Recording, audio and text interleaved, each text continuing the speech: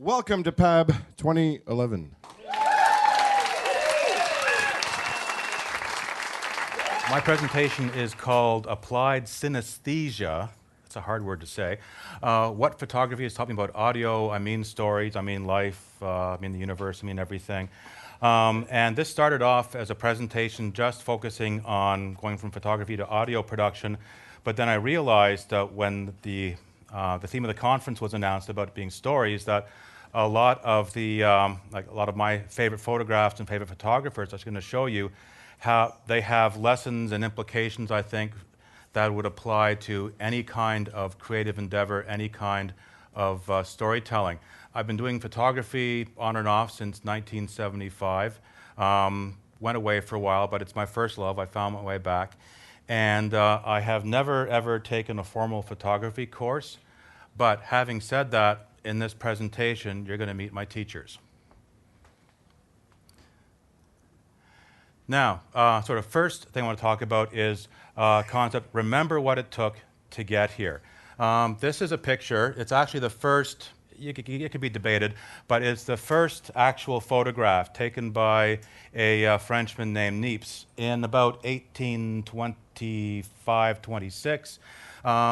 The photographic plate took 8 hours to expose. That's why it's not a portrait.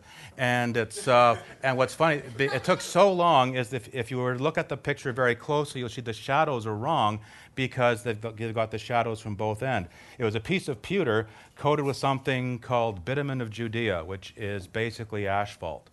And so it was very, very difficult to do photography. It's very, very easy now with point and shoot, with technology being so easy. It's very easy for us to take for granted just how difficult it was to do this kind of work. And it's not just photography, like audio recording. There's some old guys here like me who remember like hand coding XML. And I think it's important, not to take process for granted and not to think that speed and convenience are everything, because convenience and speed, to my mind, has a cost. Now, this is the first photographer I'm going to introduce. He's not a famous person. He's David William White. He's a friend of mine. He lives in Hamilton, and he's very big on film photography. On the left, that's him with his view camera, which dates from the first decade of the 20th century. He shoots his negatives or paper negatives using that. He coats his own paper. He does almost everything using old processes. In fact, even taking a picture with a view camera, a point and shoot, you can probably fill a couple of memory cards by the time he's ready to take one shot. And here's an example of one of his pictures. It's a picture that's struck at the Brewery District in Toronto. And what I like about, he's a mentor of mine. I'm learning an awful lot from him as I get more into the view camera stuff.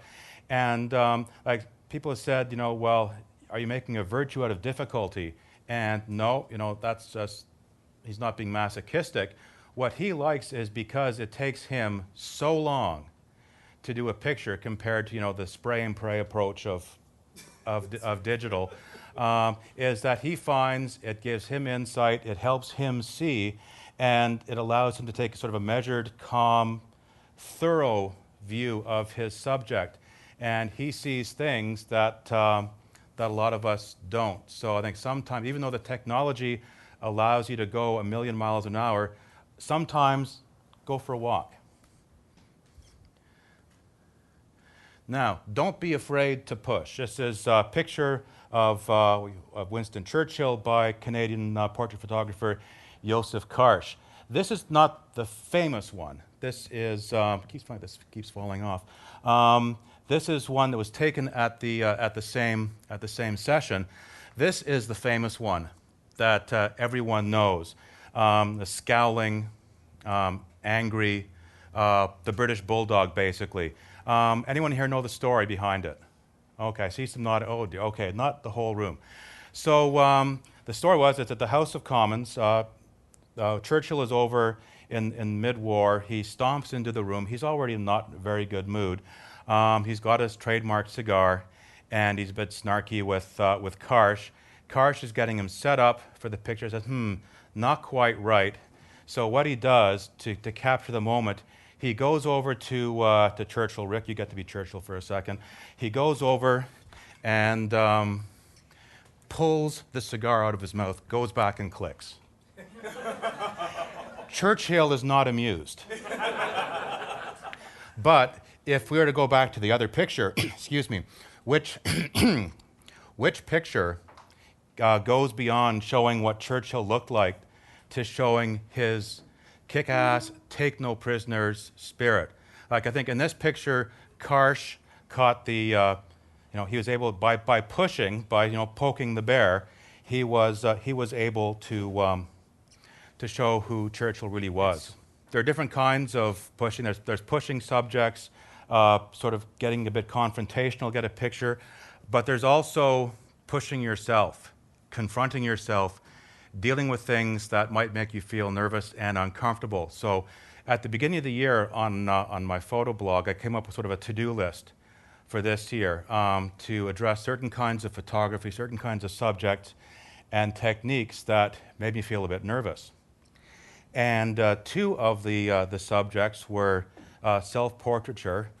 I'm not big on self-portraiture because I have a body image issue. Imagine that. And also to do a picture that some might find shocking. So, the list sort of percolated in the back of my mind for a while. And then one day, my wife, I've been known to purchase the occasional camera. And my wife is of the opinion, and she's probably right, that I have too many cameras. I don't need any more. And so she said one day, I think you should get all your cameras, put them on the bed, and take a picture of yourself with just the cameras. So, may I present and then she left you. Guy with cameras.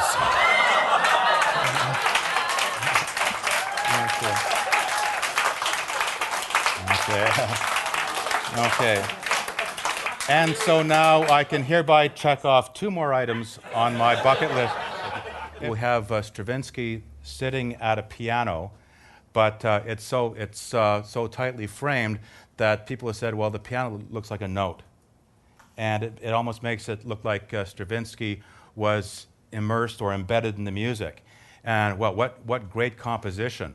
The interesting thing, though, is that is not the original picture. Original picture is that. He was shooting on 4x5 sheet film, and at that time, and almost to this day, among some photographers, there's a real, I almost call it fetish, use the whole frame when you compose. If you don't have the composition absolutely perfect when you click the button, then you're doing something wrong. So the picture, in my mind, is not as effective when it's the whole frame, but he was not afraid to go in, crop out everything that was extraneous, and improve the picture as a result. So I'm going to finish off with a bit of a prop.